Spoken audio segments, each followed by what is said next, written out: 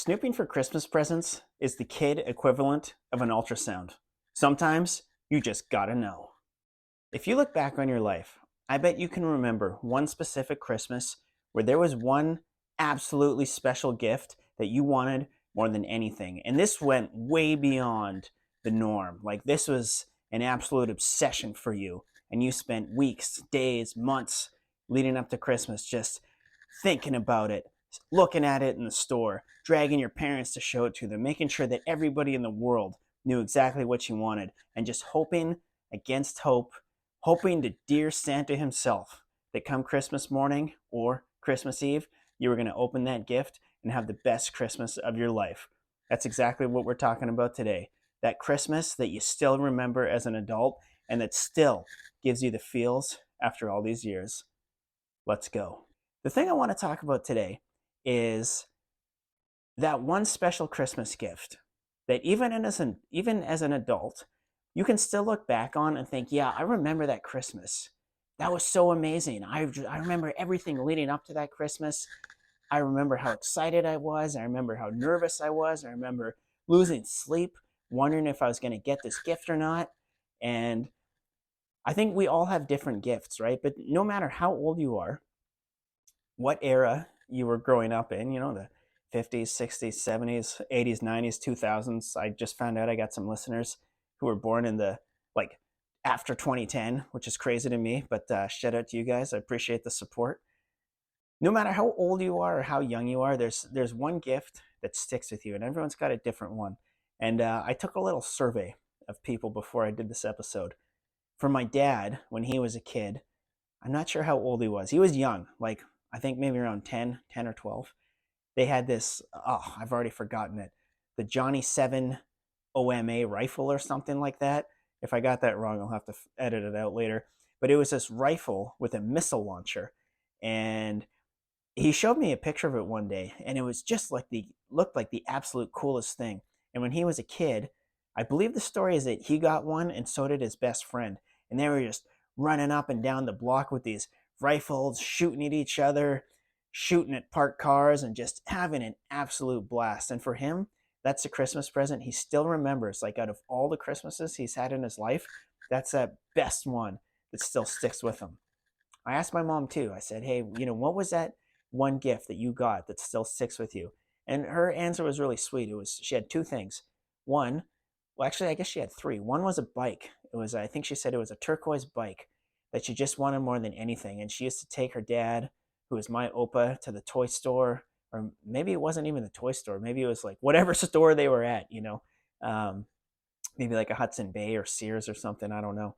And she would just take him and show him this beautiful bike. And she really didn't think she was going to get it because, yeah, it was expensive, and like my Oma and Opa, they were immigrants coming from Germany, and they were very good with their money. They scrimped and saved and didn't really like blow money a lot. So my mom did not think she was going to get this bike. But hey, come Christmas Eve or Christmas morning, she opened it and she was just blown away. And I said, what was it that made that present special for you?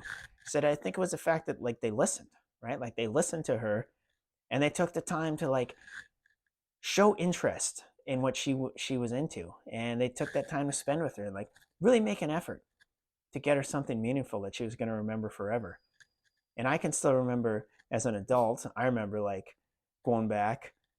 I remember Christmas. It was like probably 1989, I think, probably. And I have a few memories of this Christmas.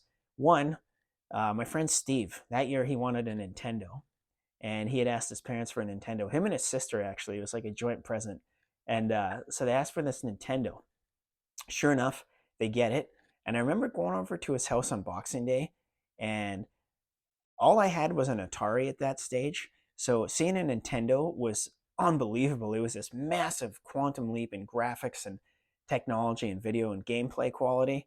I don't know how many people played Atari, but there were games that just like, I swear there was no way to beat them. Atari was a weird system. It's just like, here's this block and you can shoot a laser at this block. How do you beat the game? I don't know. Nothing happens. I've never got past level 2. But when Nintendo came along, that was like a huge shift and huge jump. And I remember going over to Steve's house on Boxing Day, And him and his sister were sitting in these wooden kitchen chairs in their living room, and they were just playing Super Mario Brothers 2-player. And I couldn't believe it. I was like blown away by how unbelievably awesome it was to see those graphics. And I sat there for like, I don't know, 20, 25 minutes, and Steve and his sister didn't say a word to me. They were just like fixed on this screen. And after about half an hour, I was like, hey, Steve, do you think I could have a turn?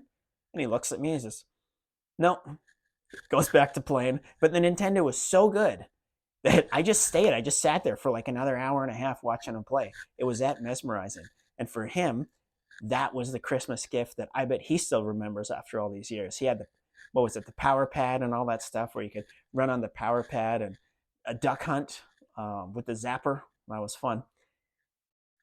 And I still remember this. I still remember the Christmas gift and the Christmas that is so meaningful to me still. It was that same year that Steve got the Nintendo. It was 1989. I was a huge Lego fan as a kid. Well, actually, no, I wasn't a Lego fan yet. This Christmas made me a Lego fan. I had a couple small sets, but my older brother, who was 2 years older than I was, he was into the castle Lego, and so we played with his Lego, and I got a few small sets, and I thought it was cool. But then I remember one year, it was probably like, I don't know, it was probably like September. I would say it was about September. I'm hanging out in my room, and all of a sudden my older brother just bursts in the door, and that was an age where people could burst in the door and, didn't matter. That's all I'm going to say about that. He bursts in the door, and he's got this Lego catalog in his hand. Adam, look! Pirates! Look, they've done it to pirates! And I was like, what? Look, Lego, they've made pirates! And he comes and he sits down on the bed and he starts rifling through his catalog and he starts showing me these Lego pirate ships and these Lego pirate bases. And sure enough, Lego had just come out with a new pirate theme. And it was like, I think it might have been my first time falling in love. Like, what do you say? Like, the first time I laid eyes on something and just instantly fell in love. That was Lego Pirates. It was unbelievable. I had never seen a toy like it. It was the adult equivalent to seeing like the most beautiful person that you could possibly imagine, and them just walking into your orbit and just being absolutely gobsmacked and just not even being able to speak or really process what was happening. My mind was literally blowing looking at these pirate ships, and they had these awesome pirate bases. The pirates had that was called Forbidden Island, and they had like a crow's nest, and the ship was called the Black Seas Barracuda. It was this massive Lego pirate ship with like 4 big sails. The thing was like, I don't know, a foot long, foot and a half long. It was huge for a Lego set. Like, these were the biggest sets they'd ever made at this point.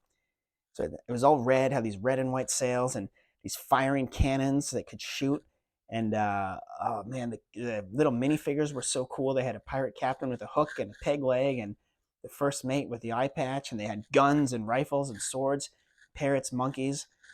At that point in my life, it was the coolest toy I had ever seen. And my brother had the exact same reaction. But the funny part is, I wanted the pirates. He wanted the good guys. I guess they were called the Imperials. So he wanted the Imperial ship. It was called the Caribbean Clipper, and their base, which was called El Dorado Fortress. And I wanted the Black Seas Barracuda and Forbidden Island. And like, both of us, those were the gifts we wanted more than anything. But Lego still is really expensive, but I feel like back in the day it was even more expensive, because if memory serves correct, I believe the Black Seas Barracuda was around $125, which by today's standards is about $25,000. No, not quite, but like, it was expensive, like very, very expensive. And especially like, you show that to an adult, you're like, yeah, look at all these tiny little pieces of plastic that click together. That's probably worth about, I don't know, $7.50. And they're like, how much is it? No, it's $125. What the? Are you crazy? I'm not spending $125 on a couple pieces of plastic. And you're like, no, it's not a couple. It's like 450, and it's going to take about 8 hours for you to put it together for me. What? Sorry, going off on a tangent here, but let's be honest. When you were a kid and you got Lego, it often wasn't you putting together. It was one of your parents. So it was kind of like, if you were asking your parents for a big Lego set, it was kind of like they had a couple good reasons not to get it for you. One, it was super expensive, and two, it was going to cost them a lot of time because they were the ones who had to build it for you. Anyways, getting off track here. I just knew that was a gift I had to have. And I remember the amount of time that I sat on the couch with that Lego catalog and just sat there and just stared at the pictures, and I would like trace the catalog with my finger. It's like it was as if I could feel myself already playing with the gift. If you're into visualization and manifestation, well, then I clearly manifested getting the present that year because I was feeling like I already had it. That's what all the manifestation and the visualization coaches would tell you. You know, they would have given me an A+ for manifesting back then. I think it was a lot of luck, but hey, who am I to judge? So, anyways, weeks and there's still a long time to Christmas, and I remember like when we would go to the toy store, I'd always drag my Oma and Opa or my mom and dad or whoever. We would always go to the toy aisle. I would show it to them. I'd be like, "Look, that's the one. There she is. You know, that's the ship." And I would just stare at it, and they'd get it down from the top shelf in this huge box, and I just like hold that box in my hands, and it was so heavy back then. Like to me, it felt like like 100 pounds. There's just 100 pounds of pure enjoyment. Shake that box, listen to the pieces like jingle together and rattle together, and oh man, I wanted that bad. But again, much like my mom with that bike she wanted and her taking her parents to the store to look at it, it's kind of funny how like I was really repeating a generational cycle. I think all kids do that, right? All kids drag the adults to the toy store just to look. Because back then, as I mentioned in a previous episode, we didn't have the internet. If you wanted to look at the toy, you couldn't watch a review video on it. You couldn't watch it on YouTube. You couldn't Google an image of it. You had to actually physically go to the toy store, or barring that, just look at it in the catalog. I guess like okay, I guess we had the catalog, but still, the best way to see it and experience it was actually go to the toy store. And I would drag my parents, and oh well, maybe if you're good, maybe I don't know, it's expensive. I don't know, it's pretty expensive, $125. I don't know. So like there were serious doubts about whether or not I was going to get this present or not. Plus, um, that was a very popular gift that Christmas, and it could actually be hard to find. Like it wasn't uncommon where you'd go to the toy store to look at it and they were out of stock because people had bought them all, right? So you're kind of like there's this internal conflict going on between whether or not you think you're going to get this present and you haven't done a good enough job of convincing your parents of just the necessity of you getting this, like how much this is going to change your life. Um, and when you were a kid, you didn't have many opportunities to actually get stuff. Like most kids, we were lucky. We had 2 times a year, Christmas and your birthday, where you could add to your toy inventory.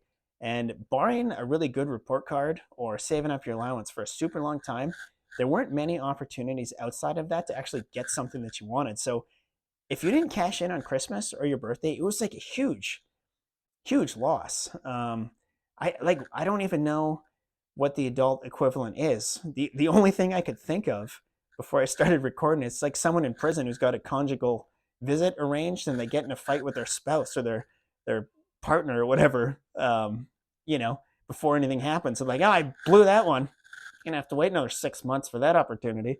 I know that's kind of a weird comparison, and most of us haven't been to jail, but that's all that was coming up when I was thinking about a comparison. So anyway, there we go. So let's fast forward a little bit.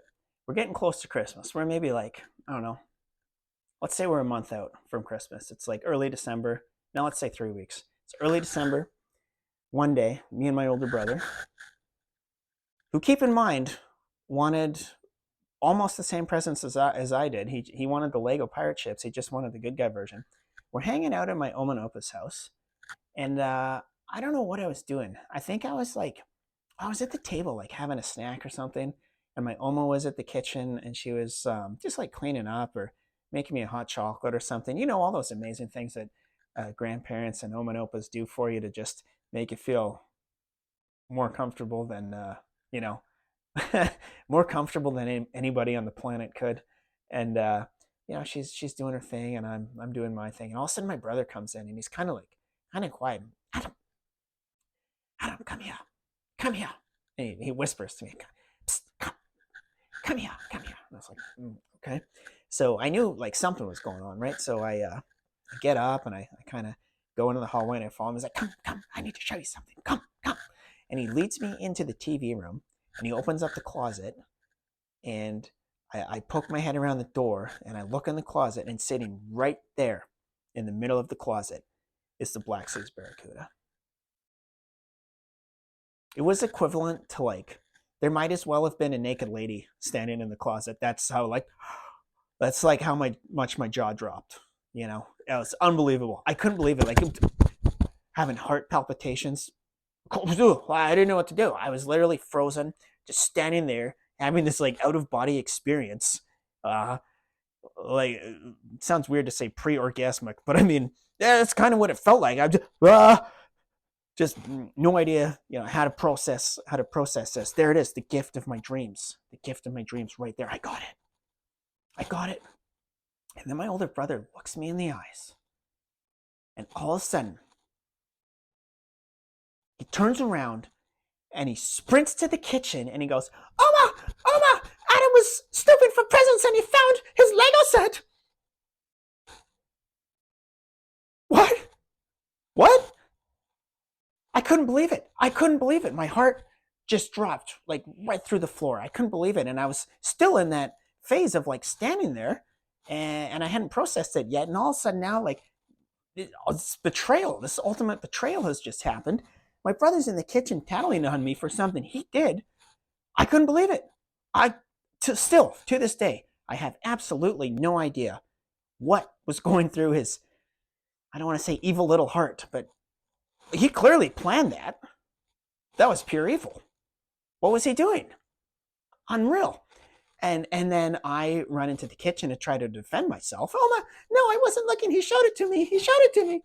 But my brother, like my Oma and Opa, loved them more than anything. But my older brother had this way. He had this real like in with them, in a way that the rest of us didn't quite. And it's not because they favored him. I don't know. I think he had a very, you know, people always have extra special relationships with certain people, and he had this extra special relationship with my Oma and Opa, and so that she, you know, my Oma kind of took his word for it, and she looks at me, she goes, "Well, I don't know what to do. You were snooping and you found the present. Well, I guess we'll have to take it back to the store." Ah, boy. It's like, my heart. Oh, no, don't do it. Don't take it back to the store. That's what it felt like. That's probably not what it felt like. That's probably what I did. I probably had a full on breakdown right there in the kitchen. And man, I couldn't believe it. I just could not believe that had happened. I don't really remember anything past that. I don't remember anything past the betrayal. But, you know, I went home that day from my Oma's house and I just like, A, so mad at my brother. B, so sad. And C, so heartbroken and like afraid that I wasn't going to get that present. That it had been there in my hands. Well, almost. I didn't touch it. I just looked at it. It had been there, almost in my hands. And then, poof, gone. It was like Jafar in Aladdin when he's holding the, what was that thing? I don't know. He was outside of the cave. Didn't he pick up a piece of treasure outside the Cave of Wonders that he was looking for and it just evaporated in his hands or something? I don't know. Anyway, that's how I felt. The thing I wanted, had it, gone. It's like losing the love of your life, you know, by some horrible, unfortunate accident that you had nothing to do with or some horrible setup. Anyways, that was a stressful time from that moment until Christmas. I don't think I talked to my brother for a little while. I don't think we were poring over the Lego catalog together after that point. But let's fast forward. Let's fast forward a little bit. The more and more, the closer we're getting to Christmas, the more scared and nervous I am that I'm not going to get this set. And, you know, I'd already written my letter to Santa that I wanted it. Like, there was nothing else I wanted. There was no replacement present that I wanted. I was all in on that. Now the whole thing was in jeopardy. And I don't really remember much of that period other than just being nervous all the time that I wasn't going to get it. And, you know, wondering whether my brother, if my Oma was going to take my presents back, well, was she going to take his presents back for the nasty trick that he pulled on me? I don't know. I wasn't sure. So Christmas Eve, we did Christmas Eve at my Oma and Opa's house. We had like, they would make this amazing Christmas dinner, like the kind that only your grandparents can make. Like, you want to talk about a delicious Christmas feast. Parents, they may be good cooks, but there is nobody who could cook like your grandparents. If you know, if you were lucky enough to have that in your life. That might not be true for everybody, but I think for a lot of people, like grandparents, cooking was just oh, unbelievable. So much better than anything else you get anywhere. Sorry, mom and dad, but I think a lot of people would agree with me. That was just the case. Like something about the way they did it. I don't know if it was the amount of love they put into it or the time and effort they put in, but man, they made amazing, amazing holiday meals. So we go to my Oma and Opa's house. I'm terrified. We have this amazing Christmas dinner. Like, what did we have? Like turkey, stuffing, mashed potatoes, gravy, all like the amazing stuff. Um, so good. Rice, everything, the little biscuits and buns, so good. And then we go to Christmas Eve service, and I guess I was like 7. I think I was 7 or 8 at the time, and so young enough. I was in the. We always did like our Sunday school, did a little like Christmas pageant. I was a shepherd, so I was there with my brown towel on, and I'm up in front of the church, like trying to remember my lines. I have no idea what they were. So that yeah, there in my towel with my little stick that was supposed to be my shepherd cane, whatever that's called, and man, all night just obsessing, wondering if I'm going to get the Black Seas Barracuda or not. Didn't actually think I was going to. Like I was pretty sure that I was going to open something very disappointing. We go back to my Oma and Opa's house. Christmas Eve service is over. We go back and we start opening presents. And I'm not doing the usual like dive into the pile and start opening because I'm really nervous and I'm going to be disappointed. Meanwhile, my brother, I'm watching him tear into his presents, and the first present he opened was the Caribbean Clipper. Oma, oh, thank you, Oma, thank you, you're the best. Oh, thank you so much. That's exactly what I wanted. Oh, thank you. And I'm sitting there thinking, is that mother trucker? If he got the present he wanted and I didn't get mine, like there's going to be some serious hell to pay. That was an empty threat because, he was bigger and stronger and older than I was. I really couldn't do anything to take him. But in my head, like, I was going to lay him out pretty good. Anyway, I'm watching my brother open presents, getting the ones he wanted. I'm thinking, if anyone deserved coal this Christmas, it was him. So maybe there will be a Christmas miracle after all. I open most of my presents, and there's been no Barracuda yet. And then I look at the very back of the tree, and I see the biggest present in the pile. And I'm like, is that for me? Is it? And I look at the tag, like very carefully look at the tag. To Adam from Oma and Opa. Okay, it's a big box. It's a rectangle. I know Lego comes in rectangular boxes. Let's pick it up. Let's give it a little shake. Oh my God, it's Lego. And it's the same size as the Barracuda. Let's open it. It's the Barracuda. I can't believe it. Oh my God, it's the Black Seas Barracuda. Unreal. I got it. It was a Christmas miracle. My Oma and Opa had come through. They hadn't listened to my brother. They'd taken my side. They delivered. I don't think I've ever been so happy with a Christmas present in my entire life. No. I can 100% tell you that I've never been so happy with a Christmas present in my entire life. I know last episode I talked about getting that Beast Wars figure from my brother. That one was meaningful. That one touched me deeply in a meaningful way. This one was just absolute pure excitement and joy. And to this day, I still get excited about that Christmas, and I still get those warm feelings because I just remember that pure childhood excitement when you were looking forward to things and you got excited for things, and some Christmas meant something, and the stakes were high. Oh, I just feel like we don't have anything like that as an adult anymore. When are stakes high now? Pretty much like financial and medical issues. Am I going to have enough money to pay the rent or the mortgage? Oh God, I'm going broke. It's like, oh shoot. Whew. Might have some medical things I got to take care of here. Like those are the only high stakes things that we get really nervous and excited for now. I don't know. Maybe your life's different. Maybe it's more exciting than mine. But I just think that like for the most part, there's no equivalent to those high stakes Christmases that we used to have as kids. And it's almost a shame because really the only things we get super excited or worked up or nervous for now are usually things that like aren't awesome in the first place. Like I said, financial, medical, or relationship. Nice being an adult. That's it. That's just awesome. What a great world. Anyways, when I look back on like Christmas, there's a few things that really stick out in mind. One, how amazing my Oma and Opa were for coming through and actually delivering on that present that meant absolutely nothing to them, but meant the world to me. The other thing I think about is my older brother, just what the heck he was doing. To this day, I don't know. I'd love to ask him, but he won't remember it. I'm sure he's blocked it out or just totally has no memory of the issue, and I'm not going to bother with it. And the other thing I remember is just like that mix of like fear and excitement going into Christmas Eve and just not knowing if it was going to be a Christmas miracle or the saddest end to a Christmas Eve in my childhood history. And fortunately enough for me, I was super lucky, and it came through, and people delivered. And like I said, to this day, I'm still touched when I think about that Christmas. It meant a lot that people put in that effort to make that Christmas so special and so magical. And as you're listening, I hope you can think back in your life and think back to a time where you're like, yeah, I remember that Christmas. I remember that special gift. I remember the way that gift made me feel. Or conversely, maybe you think back to a time like, I remember when I gave someone a gift like that. I remember how that made them feel, and I remember how it made me feel knowing I could give it to them. And I think that really is like one of the most beautiful parts of Christmas. Just like the things we can do for each other that stick with us for the rest of our lives.